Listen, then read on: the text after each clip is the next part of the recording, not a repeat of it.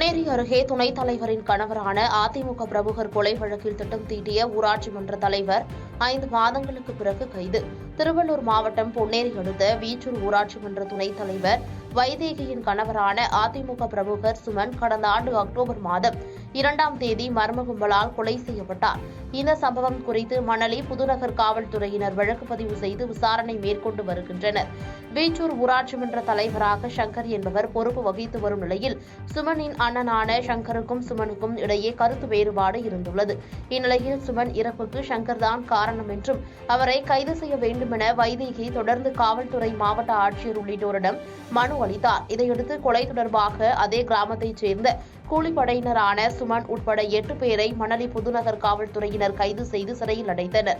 இந்நிலையில் கடந்த 2 மாதங்களாக ஊராட்சி மன்ற தலைவர் சங்கர் தலைமறைவாக இருந்த நிலையில் தஞ்சாவூரில் பதுங்கியிருந்தபோது தனிப்படை போலீசார் கைது செய்து பொன்னேரி நீதிமன்றத்தில் ஆஜர்படுத்தி சிறையில் அடைத்தனர். பாதகம் செய்பவரை கண்டால் நாம் பயங்கொள்ளலாகாது பாப்பா, மோதி மிதித்து விடு பாப்பா, அவர் முகத்தில் உமிழ்ந்து விடு பாப்பா. அண்மை செய்திகளை உடனுக்குடன் தெரிந்து கொள்ள இணைந்திருங்கள் இயம்நாடு தொலைக்காட்சியுடன்.